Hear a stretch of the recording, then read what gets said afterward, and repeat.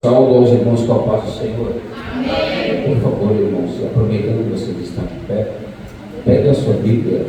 Eu quero ler fazer leitura de duas referências bíblicas. A primeira se encontra no Evangelho de Jesus Cristo, segundo escreveu Mateus, no capítulo 16, a partir do verso de número 13.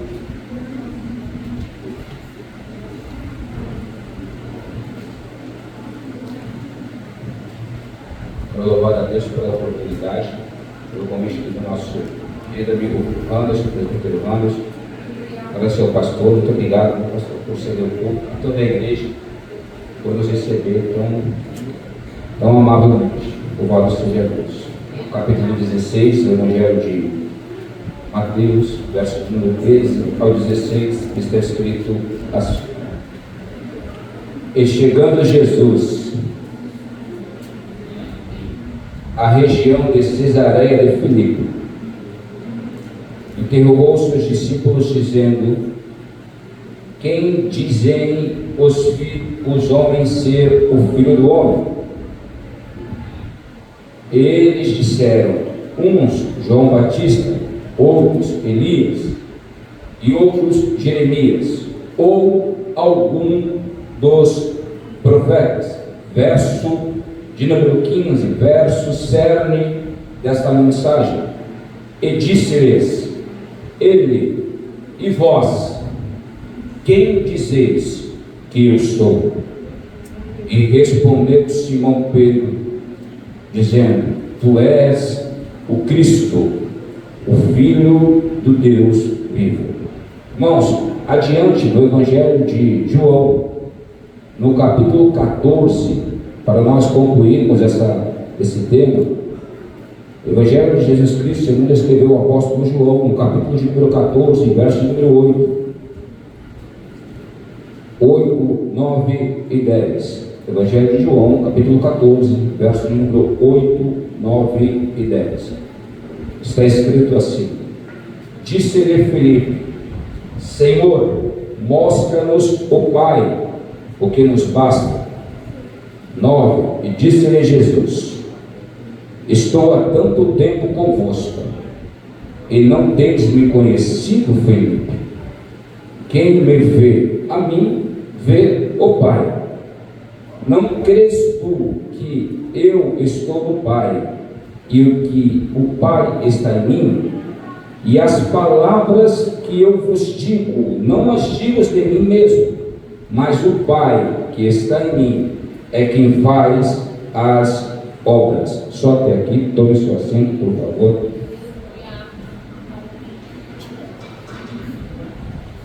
Louvado seja o nome santo do Senhor Jesus Cristo.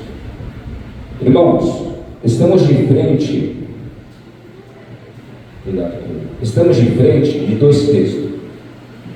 Foi me apresentado pelo nosso presbítero Anderson um culto que é nomenclaturado culto de missões. E eu não vou dizer que isso para mim é uma coincidência, até porque eu acredito na cristocidência.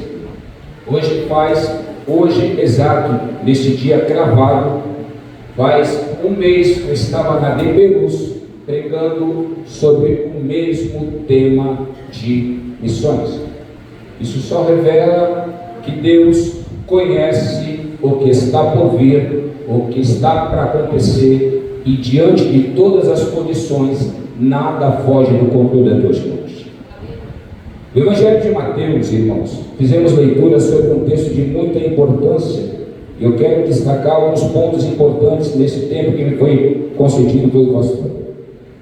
O primeiro ponto que eu quero destacar é a missão de pessoas que tiveram a incumbência ou foram escolhidos para uma determinada missão. Tudo começa diante de uma pedagogia espiritual que o próprio Jesus ele vai apresentar aos seus discípulos por intermédio não apenas de ensinamentos, não apenas de palavras, mas também de testemunho. Você observa que toda linha ou todo princípio de colegiado que Jesus vai implantar sobre os seus discípulos é uma linha totalmente direcionada a guiar pessoas para o mesmo lugar da onde Jesus veio, que é o céu. E no capítulo 16, nós vemos no Evangelho de Mateus, nós vemos algo de muita importância. E o que me chama a atenção nessa palavra, diante de, eu quero fazer uma coligação pelo culto de ser culto de missões, que é um ponto de muita importância, é o fato de Jesus mandar pessoas para fazer uma missão, ou discipular, ou evangelizar pessoas, para que essas mesmas pessoas venham ter conhecimento acerca do reino de Deus. E destaca-se também que essas pessoas vão fazer essa missão cumprindo um dos princípios bíblicos que tem que ser cumprido por nós também, que é a grande comissão. E o que é a grande comissão? Ide por todo o mundo e pregai o Evangelho de Cristo. E você vê aqui Jesus enviando pessoas para que assim venham dar continuidade ao seu ministério. Jesus está preparando pessoas para que essas pessoas venham a dar continuidade no seu ministério terreno aqui na terra. E isso eu quero fazer uma interligação, que a igreja é uma das instituições, ou a instituição na qual Jesus deixou essa missão: ide e fazer discípulos. Jesus não mandou para nós, como igreja, falou: ide e fazer membros, ide e fazer pessoas para ir para a igreja. Ele falou: ide e fazer discípulos. E um dos pontos cruciais do ide e fazer discípulo é conhecer quem está nos mandando para essa missão.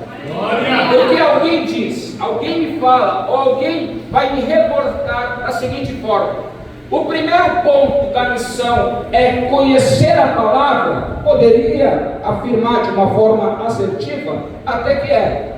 Só que se eu falar apenas sobre isso, eu seria um tanto quanto ingênuo em dar ênfase para isso. Por quê? Porque conhecedor da palavra até o diabo é. E a questão aqui não é conhecer a palavra, mas é aplicá-la para a sua vida e fazer uso dela para nível testemunhal. E você observa que Jesus está nos ensinando algo importante: ide fazer discípulos, ide e pregar o Evangelho. Ou seja, vocês não têm apenas que conhecer a palavra, porque conhecer a palavra é bom.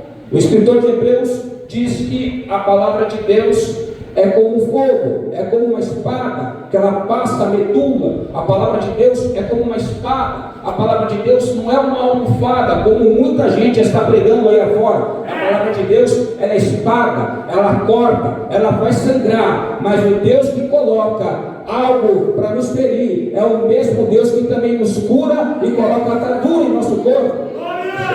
Veja bem. Então a missão é conhecer a palavra. Maravilha. O profeta Oséias falou assim no capítulo 6, que nós devemos conhecer a Deus e prosseguir em conhecê-lo. Isto é um fato. O mesmo profeta, ele vai dizer que o povo de Deus perece por falta de conhecimento. De quem? Da minha vida? Não. Da vida do presbítero, do pastor? Não. Da palavra. Glória. Então você observa, conhecer a palavra é fundamental. Primeiro ponto da missão: conhecer o Deus da Bíblia. Conhecer o Deus da palavra. Conhecer o Deus que criou a palavra. Observe, existem muitas pessoas famosas do mundo que escreveram vários tipos de livros, que escreveram vários best-sellers. E se eu fosse dizer os nomes de alguns aqui, iria me fugir um tanto de pessoas que escreveram livros que você gosta de ler, que você tem prazer de ler. Spurgeon, Sproul, várias pessoas na qual autores que você, escritores que você tem gosto e apreço pela leitura. Mas a maioria deles todos estão mortos. A Bíblia, ela é o único livro, eu falei o único, que quando você vai ler, você vai perceber que aqui tem mais de 40 escritores, 16 séculos praticamente para ser escrito. A Bíblia, ela é atemporal, ou seja, o que serviu para o passado serve para o presente e vai servir para o futuro. E quem são os escritores da Bíblia? A maioria já estão mortos. A maioria já estão mortos. Mas e o autor? O autor está vivo. E toda vez que eu ou você senta para ler a Bíblia, o autor se levanta do trono. Oh, glória! Porque ele está vendo que tem alguém na terra querendo conhecer da sua essência, da sua natureza. E toda vez que alguém senta para ler, o autor se levanta para abençoar. Deixa eu ver quem ama a Bíblia aqui, levanta a mão e glorifique o nome do autor dessa palavra. Então, primeiro ponto da missão: conhecer o Deus da palavra. Segundo ponto, me relacionar com Deus da palavra. Como eu faço isso? Repita comigo: orando. Orando. Só que a oração é um dos pontos que são mais menosprezados por muitos da igreja. Porque nós vivemos em um tempo que nós temos doutores e mestres, teólogos, apologetas, ensino de público, pessoas que conhecem a Bíblia de salvo e carne, de cabo a rabo, pessoas que conhecem a Bíblia de Gênesis a Apocalipse. O nível de erudição deles é altíssimo. Falam grego, falam aramaico, falam qualquer tipo de língua semítica ou hebraica. O problema não é esse, porque se eu fosse falar mal deles, eu estaria dando um tiro no meu próprio pé, e não é isso que eu quero dizer. O problema é que nós estamos cheios de engolos em cima do público, com muitas linhas de teoria, e o que está faltando? Unção, graça, poder, manifestação de Deus. Por quê? Porque a era de hoje, que acha que fazer missão é apresentar o teu próprio ministério, está com o pensamento errado. Spurgeon disse uma coisa importante: o ministro, quando sobe no altar, ele está preocupado mais em apresentar o ministério de Cristo do que o seu próprio ministério. Ou seja, missão se apresenta apresentando o ministério daquele que criou e é o dono dessa igreja, que é Cristo, o Salvador.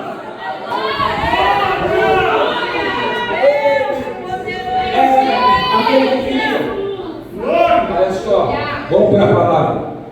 A missão, vai pregar 2 em 2, Cesareia de Filipe, ao norte do mar da Galileia. Jesus manda pregar o Evangelho, e eu quero tocar nesse assunto de muita importância, porque a palavra, como eu já disse, a palavra de Deus, ela é atemporal. A missão de Jesus: vá pregar o Evangelho. Só que antes de ir pregar o Evangelho, o escritor do ministério do Evangelho de Lucas, Jesus vai dizer uma coisa importante. No capítulo 24, verso número 49, Jesus diz assim: olha, permanecei em Jerusalém, porque do alto vos será revestido de poder. Dunamis, poder. Vai vir o poder sobre vós. Vai vir o poder sobre vós. No capítulo 1, o mesmo escritor do livro de Atos, ele vai dizer no capítulo 1, verso 8 de Atos, dos Apóstolos, ele vai dizer assim: olha, que nós temos que estar em Jerusalém, porque nós seremos testemunhas de Cristo, porque receberemos o poder do Espírito Santo e começaremos a testemunhar a Cristo. Primeiro aonde? Jerusalém. Por que Jerusalém? Porque Jerusalém é onde começa tudo. Eu quero ler esse texto. Não estava no meu esboço, Mas como somos guiados pelo Espírito Santo de Deus, nós não falamos nada por nós mesmos, nem por aquilo que nós conhecemos, mas por aquilo que Deus coloca em nossos lábios para falar para a sua igreja. No capítulo 1, verso 8, diz assim: olha, mas recebereis o poder do Espírito Santo que há de vir sobre vós, e sereis testemunhas, primeiro, tanto em Jerusalém, Judéia, Samaria e os confins da terra. Agora eu quero deixar uma coisa muito bem clara e coesa e objetiva aqui neste lugar. Por que Jerusalém? Porque o primeiro impacto da missão, da mudança, da conversão, da transformação, da realização, da metanoia, não tem que começar lá fora, tem que começar aqui dentro. Por isso que ele fala Jerusalém. O primeiro impacto da mensagem é: antes de eu evangelizar lá fora, primeiro eu tenho que evangelizar aqui dentro. Antes de eu pregar a palavra da salvação lá fora, primeiro eu tenho que pregar a salvação aqui dentro. Antes de eu pregar a palavra da conversão lá fora, primeiro eu tenho que produzir convertidos aqui dentro. Isto é um impacto. Ou seja, antes dos confins da terra, primeiro Jesus tem que alcançar Jerusalém da sua vida, o seu coração. Vamos lá, Mateus de novo, capítulo 16. As pessoas voltam da sua missão, os discípulos voltam. E olha que coisa interessante, igreja de Cristo, amada do Senhor. Quando os discípulos voltam, Jesus faz uma pergunta, uma coisa interessante. Porque o primeiro relato da qual os discípulos vão dizer é de muita importância, é que eles voltando, Jesus pergunta para eles: quem disse ser os homens o Filho de Deus? Jesus, olha só, isso aqui é muito importante, pastor. Primeiro Jesus está perguntando o que os de fora pensam de mim ou falam de mim. Primeiro Jesus está perguntando o pessoal da rua, o pessoal da praça onde você evangelizou hoje de manhã, o pessoal da onde nós vamos pegar panfleto e falar que Jesus salva, cura, liberta, transforma o dia da vontade. O que as pessoas aí fora falam a respeito da vida de Jesus? A resposta está no versículo 14, está escrito assim: eles falam assim, que uns dizem que o Senhor é João Batista, outros Elias, ou Jeremias, ou algum dos profetas. Jesus olha para as pessoas na qual ele mandou pregar o Evangelho e vai dizer assim: maravilha, tudo bem, as pessoas lá fora que não andam comigo, que não alimentam comigo, que não dormem comigo, que não tomam café comigo, que não sobem um monte comigo, elas dizem isso, que eu pareço, que eu sou Jeremias, Elias ou alguns profetas. Mas agora eu quero perguntar para vocês que andam comigo, que cantam comigo, que caminham comigo, que estão comigo, e para vocês, quem eu sou?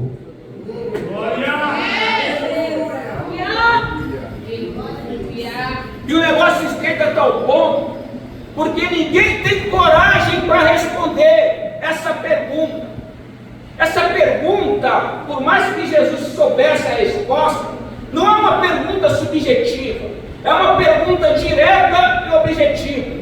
Jesus não está perguntando para os que estão de fora, Jesus está perguntando para os que estão de dentro. Jesus está falando: os de fora falam de mim isso, isso e isso, mas e vocês? E para vocês, quem eu sou?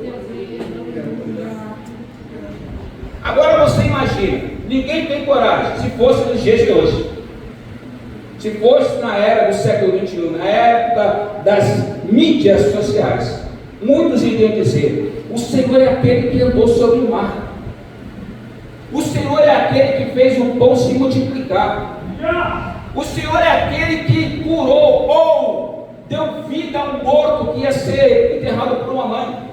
O Senhor é aquele que tirou um morto dentro de uma tumba depois de 4 dias, já estado cadáver, está apodrecendo já. O Senhor é aquele que fez o vento parar e a tempestade se acalmar. Se fosse na época de hoje, todo mundo ia falar sobre isso. Mas aí, isso ia demonstrar muitas vezes que nós só estaríamos seguindo Jesus por causa dos sinais e milagres que Ele faz sobre a face da terra, sobre o pão que Ele nos dá para nos alimentar, sobre a necessidade que nós temos de estar perto dEle, só por causa do milagre. E Jesus está perguntando: as pessoas lá fora, elas me querem porque eu faço milagre, porque eu multiplico o pão, porque eu faço o morto sair da tumba, porque eu faço isso e aquilo, e vocês me seguem por quê? Você está vendo uma coisa importante? Uma pessoa que tem vida de relacionamento com Cristo, ela tem resposta de imediato. Estavam ali no meio do povo discípulos e apóstolos, ninguém ousou levantar a mão para falar nada. Pedro é o único que tem coragem. Pedro é o único que levanta a mão e fala: tu és o Cristo, o Filho de Deus. Tu és o Cristo, aquele que havia de vir, aquele que veio, aquele que foi e aquele que um dia voltará para buscar a sua igreja lavada e remida pelo sangue do Cordeiro. O único que tem coragem. Mas por quê? Eu quero entender que Pedro, por mais que ele fosse grosso, se fosse no dia de hoje, ele iria parecer uma pessoa muito grossa, arrogante, mas é o único que tinha 12, de todos os 12, um dos 3 que tinha vida de relacionamento com Cristo, intimidade com Cristo. E um dos milagres que Jesus fez, Jesus não chama 12, Jesus só chama 3: Pedro, Tiago e João. Por que isso? Porque relacionamento íntimo não é para qualquer um. Tem gente que anda com Jesus e vê milagres miraculosos. Tem gente que caminha com Jesus e vê coisas inefáveis, mas intimidade é para pouco. Por quê? Porque intimidade, irmãos, preste bem atenção, intimidade vai muito além do que eu frequentar o culto 2 horas na semana. Glória! Intimidade vai muito além de eu apresentar uma boa oratória, uma boa eloquência no culto, quando eu estou no meio de pessoas. Intimidade vai muito além de eu possuir um cargo, ou um cargo de líder, seja que for, dentro de um ambiente como esse. Intimidade é Deus conhecer você quando essa luz está apagada e a porta está fechada. Intimidade não precisa ter microfone na mão. Uma pessoa que é íntima de Deus nem sempre está aqui em cima, está embaixo, está sustentando a igreja com o joelho no chão e com a boca no pó. Fala assim: Deus, guarda o meu pastor, guarda a minha igreja, guarda a liderança, abençoa o meu povo. Intimidade vai muito além do teu cargo, diz o Senhor. Tem gente aqui que nunca subiu aqui, eu acredito que tem gente aqui que nunca subiu aqui, nunca pegou o microfone, nunca teve uma oportunidade. Mas quando entra no quarto, fecha a porta, dobra o joelho, o céu se abre e Deus fala: fala, é certo que eu estou te ouvindo. Intimidade. Intimidade. É por isso que eu falo uma coisa: uma pessoa que não conhece o Deus do quarto não pode apresentar Deus no púlpito, porque não tem intimidade com Ele. Como eu vou falar de alguém que eu não conheço? Como eu vou falar de alguém com quem eu não me relaciono? Como eu vou falar de alguém com quem eu não tenho aliança? Relacionamento com Deus é maior do que posição eclesiástica na terra. Aleluia!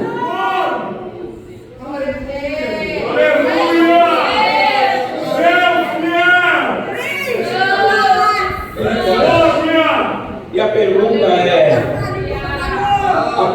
é: as pessoas lá fora, eu sou tudo isso, e para vocês, quem eu sou? E aí vai um grande impacto dessa mensagem do culto de missões, porque para fazer missão, primeiro eu preciso conhecer o dono da missão.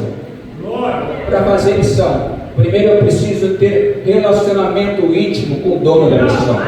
Para fazer missão, primeiro, antes de eu ir lá falar lá fora, eu tenho que aprender no anonimato. Antes de eu querer falar no meio da multidão, primeiro eu tenho que falar sozinho no meu quarto escuro. Antes de eu falar no meio do povo, primeiro eu tenho que ter uma linha de contínua intimidade com o dono da missão. Alguém mais cético, de duro coração, vai dizer assim: mas a missão é da igreja, e eu concordo, mas a igreja é de quem? Glória! Quem é o dono da igreja? É o que eu quero saber. Então, uma coisa é que nós estamos muito, às vezes, distante do dono da missão. Nós até saímos para pregar, para cantar, para fazer alguma coisa, mas às vezes perdemos a sensibilidade de entender que é necessário, às vezes, me afastar e ficar no meio do querite, para ficar de forma totalmente dependente do Deus que envia carne e pão na boca de corvo. Às vezes Deus vai permitir que aquele que faz missão, preste bem atenção nisso, isso aqui é muito sério. Às vezes Deus vai permitir que aquele que faz missão venha ficar na seca, porque o rio que emana água seca. E eu tenho que ter uma consciência importante, porque se é na época de hoje, preste bem atenção, eu quero deixar isso muito bem claro. Já pensou na época de hoje? Elias no querite, acabou a água. O que o crente que não tem visão ia fazer? Vou pegar um copo de água e vou levá-la para o profeta para ele beber. Está fazendo errado. Porque se o querite não tivesse secado, não teria milagre na casa da viúva de Sarepta. Então eu tenho que entender quando agir e quando recuar. Eu tenho que entender a hora de falar e a hora de ficar quieto. Eu tenho que entender a hora de avançar e a hora de recuar. Por quê? Porque tudo que é missão está ligado com a vontade do Espírito Santo de Deus. Então, se é para eu ir, eu vou. Se é para eu ficar, eu fico. Mas se for para ficar, eu vou manter a minha linha de intimidade com o dono da missão, aonde eu estiver. Se eu estiver lavando louça, eu tenho intimidade com ele. Se eu estiver no ônibus, eu tenho intimidade com ele. Se eu estiver no serviço, eu tenho intimidade com ele. Alguém olha para você e fala: é diferente, tem algum brilho, alguma coisa. Não é. É porque eu sou íntimo do dono da missão e ele me faz ter brilho na cara.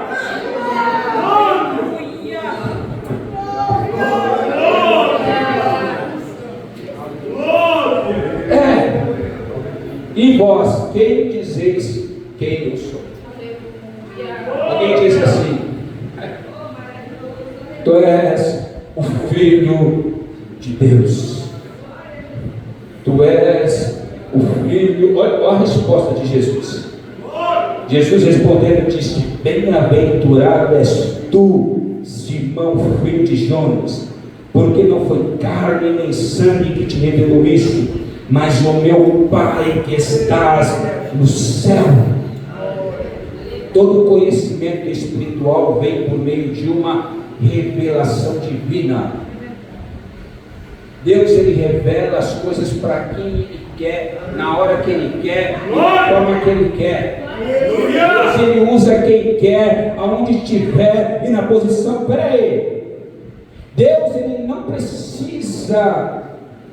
precisa de mensageiros para ir mandar, não, ele fala direto. Só que tem uma questão importante, eu quero destacar isso, porque enquanto eu dirigia até aqui, antes de eu parar meu carro ali, o Espírito Santo gritou dentro do meu carro que fazer missão o primeiro ponto da missão também é ter coragem. Espera aí, preste atenção. Quando Deus chama Moisés para uma missão, a fala de Moisés, a resposta de Moisés é: sou gago, não consigo falar, minha língua é presa, não posso ir. Ao invés de eu ir, mandar Arão. Língua pesada, cuidado, cara. Língua pesada. Sabe o que é isso, irmãos? Eu sei que não tem idade que impede de ninguém de fazer missão. Não tem idade. Sabe o que é isso que a Bíblia está nos ensinando? Se Deus confiou para você algo, não queira terceirizar aquilo que Deus colocou sobre a responsabilidade da tua vida. Se Deus falou, é você que vai, não vem com esse papinho, não. Vou falar para o pastor ir, é para você ir. Porque Deus, ele não tem tratado com covardes. Covardes não têm a água do rio, mas os valentes de Deus. Eles têm a mesma fala de Paulo. Atos capítulo 20, verso número 24. Paulo disse assim: não tenho nada por valiosa a minha vida em antes cumprir com alegria o ministério que Deus confiou em minhas mãos. Ou seja, se eu morrer, eu morro militando por causa de uma causa: o evangelho da cruz, o evangelho da graça, o evangelho da conversão, o evangelho da renúncia. Ele não está preocupado se ele vai morrer. Era para ir para Jerusalém. Os amigos dele falaram: olha, Paulo, você vai morrer. As pessoas de Jerusalém querem te matar. Ele falou: eu estou preparado para morrer por causa do evangelho da cruz, por causa do evangelho da missão. Eu estou preparado para morrer e padecer, não tem problema. Eu vou morrer, mas vidas serão alcançadas, vidas serão transformadas e o reino de Deus será expandido na terra. Coragem. Coragem. Espera aí, se a palavra coragem existe, é porque alguém está se acovardando para fazer missão. Alguém está se acovardando. Talvez por causa do nível de escolaridade que tem. Talvez por causa do nível de conhecimento que tem.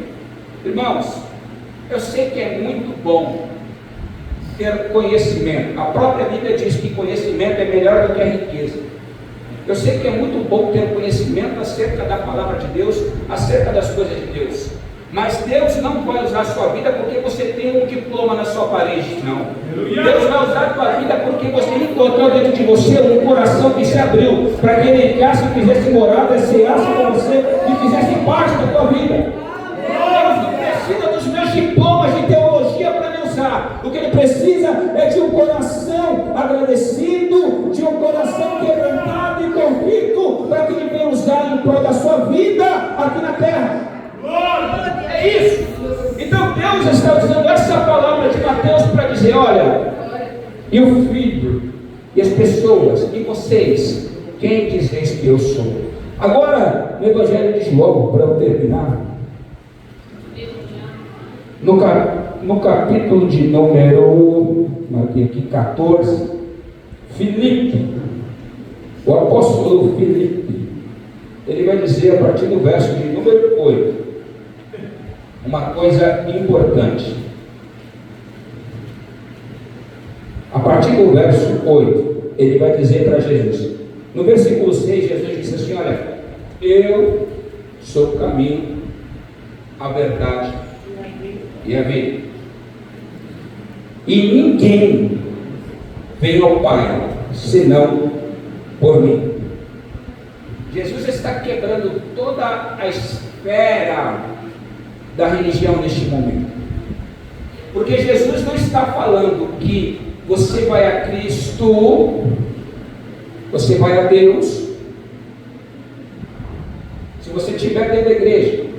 Não, até porque seria errado da minha parte ou da parte de qualquer ministro pregar que para eu estar em Deus, eu preciso estar na igreja. A igreja é um local onde nós fomos chamados para nos reunir, para juntos, pessoas imperfeitas, adorarmos e glorificarmos o nome dele. Mas isso não quer dizer que na igreja não tem imperfeição, pessoas que são imperfeitas. Não, senhora, porque Jesus está falando que para chegar até Deus tem que primeiro conhecer Ele, e quando você conhece a Ele, você tem prazer de estar na igreja. Ou seja, você não vem para a igreja por causa de uma obrigação, mas por amor a Deus, por intermédio de Cristo Jesus.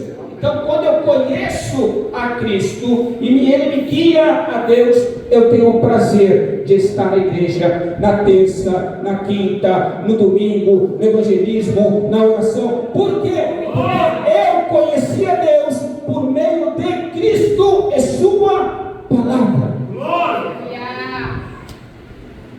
Uma pessoa que está na igreja, e é difícil isso. E tem pessoas, e quando eu falo igreja, eu não estou falando ministério, não, estou falando a igreja é global, universal. Tem pessoas que estão na igreja que ainda não conhecem a Cristo. Tem pessoas que estão na igreja que ainda não têm relacionamento com Cristo. São pessoas que vêm na igreja apenas como aqueles 10 leprosos, querem a cura, depois que recebem vão embora. E quem fica é só um, e nem crente é do mundo. Então as pessoas que estão na igreja nem sempre são pessoas que ainda foram alcançadas do seu retorno. Glória a Deus. As pessoas que estão na igreja, nem todas ainda passaram por um Peniel. Nem todas ainda passaram pelo Vale de Jaboque. Nem todas ainda tiveram um encontro com Deus. Nem todos deitaram a cabeça em Betel e viram a escada descendo, com anjos subindo e descendo. Por quê? Porque as pessoas estão na igreja e nem sempre estão em Cristo. É diferente.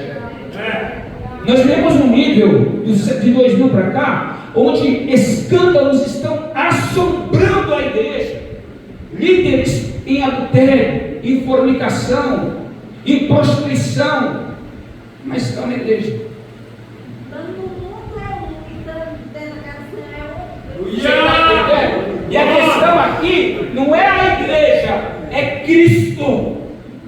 Uma pessoa que conhece a Cristo, ela abre mão dos seus desejos. Porque o desejo ele vem para todo mundo. Uma coisa que eu sempre gosto de falar e frisar é que alguém diz que vai na igreja, eu não sou tentado. Você está bem, hein? Se até Jesus foi tentado, você não foi, você está bem então. Você está, você tem que subir já, o celular não é mais aqui. Nem é Enoque igual a você.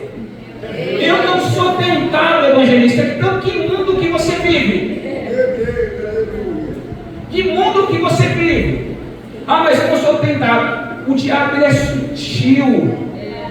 Você acha que ele vai vir com chifre, com rabo para te tentar? Ele vai te apresentar, se for homem, se é uma prostituição, a melhor mulher para você cair. Se for bebida, ele vai te apresentar amigos para te falar, só mais uma, não precisa o pastor saber.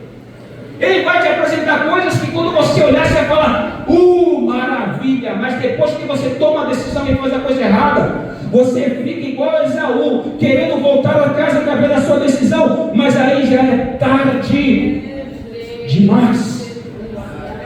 É por isso que quando você está em Cristo, se cumpre o que está escrito em Lucas 9:23.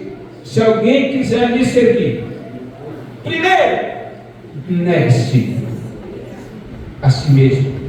Segundo, tome a sua cruz.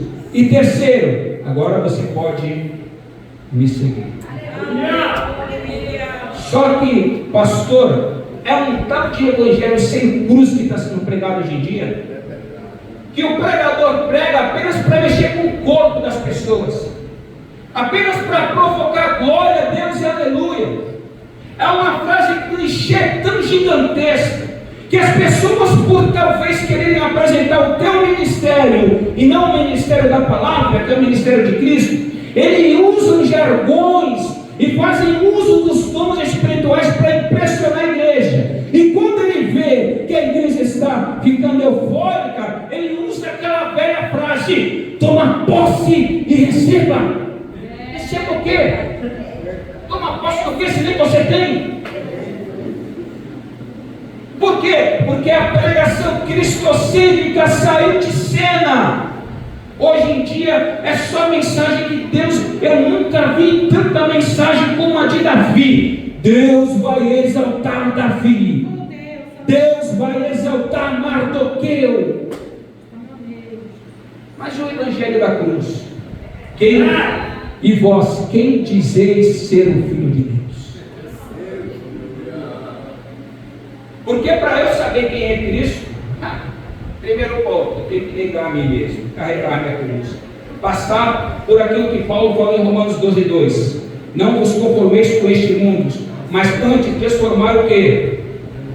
Vossa mente, para o vosso entendimento, para que você possa experimentar qual seja a perfeita, boa e agradável vontade de Deus.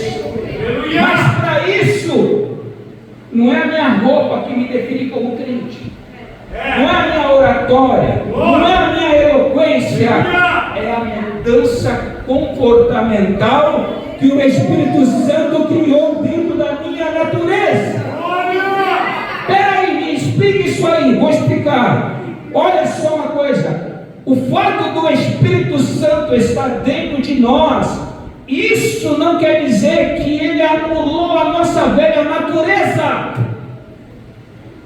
Nós também sentimos desejo de parar. O pecado às vezes bate na nossa porta, que a gente fala, não, eu vou pecar, depois eu peço perdão a Deus. E às vezes quando você peca, você não tem nem coragem de orar, porque o que bate na sua vida na hora é a vergonha. E é isso que o diabo quer fazer. Ele quer manter a gente na igreja, mas com uma mente do Egito, sem passar pelo processo da transformação. Cantando hinos, orando, mas longe de um ambiente como esse, fazendo coisa que o mundo nos oferece. Então, uma coisa prática é, não adianta eu ser noiva de Cristo aqui e ser amante do mundo lá fora. Não adianta. Bons argumentos não testificam vida relacional. Não adianta eu ter bons argumentos, mas fracassar no exemplo. Então Cristo ele está perguntando, vós, quem dizer que eu sou? No Evangelho de João, Filipe pergunta assim: Senhor, mostra-nos o Pai e o que nos basta. Olha a resposta de Jesus: estou há tanto tempo convosco e ainda não me conheces. É duro isso, né? Você passar 10, 20, agora em setembro, pela misericórdia, eu faço 22 anos de ministério, 22. Glória a Deus. Alguém pergunta, você não pensa em desistir? Todo dia eu penso. Todo dia eu quero parar. Principalmente agora com esse nível de agenda, você não sabe o que eu estou passando com retaliação. Mas quando eu penso em parar, eu sou igual a Jeremias. Quando eu penso em parar, eu penso assim, eu até quero, mas não consigo. Porque por mais que a luta é grande, o meu chamado para a missão, assim como o seu, tem que ser maior do que o meu.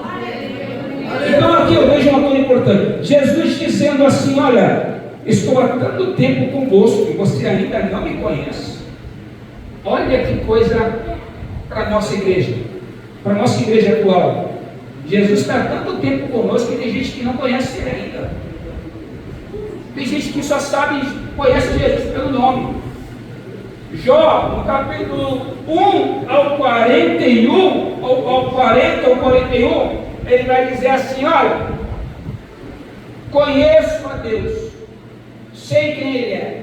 Mas no 42 ele vai dizer assim, olha, antes eu conheci a Deus apenas de ouvir falar, mas agora os meus olhos o veem. Então alguém que almeja o ministério da missão aqui, você primeiro ponto, coragem, negar-se a si mesmo, conhecer a Deus e prosseguir em conhecê-lo, ter uma vida de intimidade com Ele, ter um devocional de manhã, antes de fazer qualquer coisa, sair para trabalhar, pegar o carro, orar, consagrar o seu dia a Deus. Porque se tem uma coisa que você sabe, é o dia do seu aniversário, sim ou não? Sim. Mas você não sabe o dia que você vai morrer. Eu também não. Eu não sei o dia que Deus vai me chamar. Eu não sei o dia que Deus vai te chamar. Mas independente disso, mantemos a nossa vida relacional com Ele. Por quê? Porque Ele está dizendo assim: eu estou na sua vida, no seu ministério há 10, há 20, há 30 anos, e você ainda não me conhece.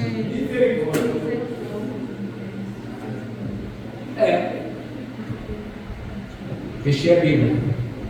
Pastor, eu falo nós, igreja, nós nos acostumamos a fazer culto sem Deus hoje em dia. Nós nos acostumamos a fazer festividades, achando que Deus está no lugar, e às vezes Deus não está. E não é eu que digo isso, é o profeta Malaquias, é o profeta Oséias, eles falam isso. É o profeta Isaías. Vocês fazem celebrações, cantorias, festividades, e acham que eu estou no meio de vós, mas eu não estou. Eles falam isso, eu não. Os profetas. Então a gente acha muitas vezes que Deus está no ambiente. Mas já parou para pensar qual foi a última vez que você viu o céu enxergar? Um paralítico andar, um leproso ser curado, alguém com AIDS ser expurgado dessa doença. E nós precisamos voltar à essência do conhecimento acerca de uma vida relacional com Deus, porque a última igreja antes do arrebatamento é a nossa. E é duro, e eu vou dizer agora, ficar todo esse tempo na igreja, achou que conhecia Deus, e na grande tribulação nós ficarmos aqui para padecer. Vai ser duro, vai ser difícil. Então, um conselho de alguém que veio lá no Jardim Peri para dizer para alguém aqui: mantenha a sua aliança firme com Deus. Não deixe ninguém afastar você da presença de Deus.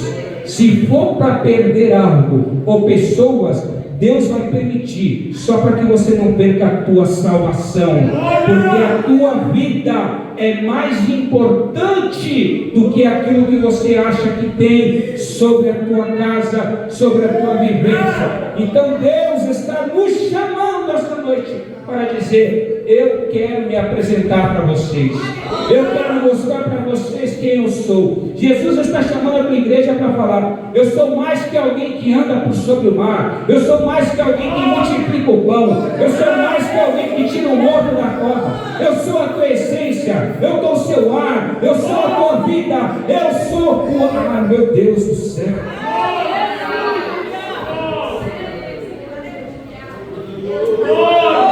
conclua a mensagem olhando para Jesus como um cordeiro imolado, como Isaías descreveu. Não tinha nada que desejasse sobre a tua vida. Olhando para Jesus como alguém que era desolado, rejeitado por pessoas, alguém pregado na cruz com uma coroa de espinhos, vertendo sangue sobre a tua testa.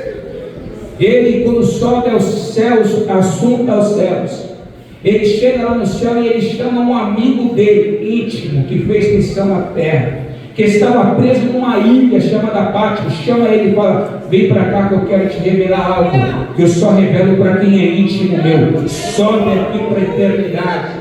E aí, quando esse homem chega no céu e ele ouve a voz de muitas águas, ele vê um homem com cabelo branco, com olhos cheios de fogo, uma espada saía da sua boca. Ele fica sem força, se prostra e se rende, porque ele não conhece aquele que chega perto dele. Quando Jesus se apresenta, ele fala: não temas, sou eu, sou eu, sou eu. Ou seja, João está falando: mas eu te vi na cruz sangrando como um cordeiro, e quando eu vi o Senhor agora, eu vi o leão vindo em minha direção. Não é mais um cordeiro cheio de sangue, é o leão da tribo de Judá, que vive para todos sempre.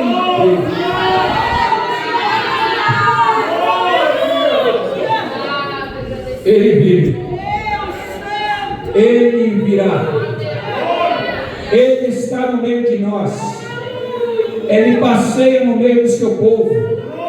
Ele diz: tem uma missão para confiar em tuas mãos. Abra tuas mãos para receber da parte de Deus. Eu quero ser profeta nesta noite na sua vida. Deus vai entregar algo grandioso nas tuas mãos.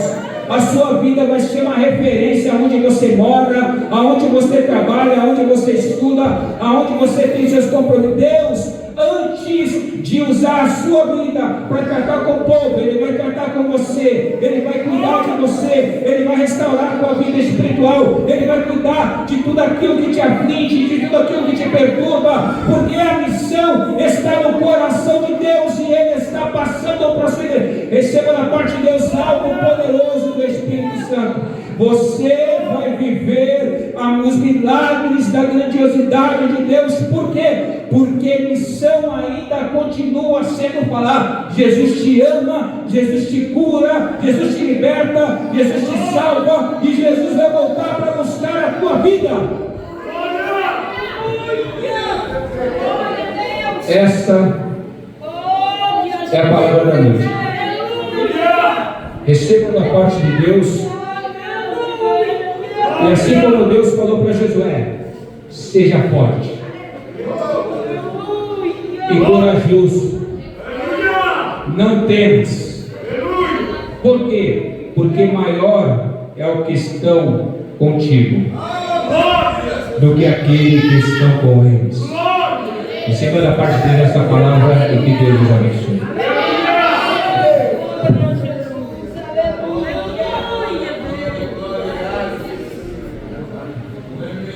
Graças a Deus pela palavra que Deus falou conosco nesta noite.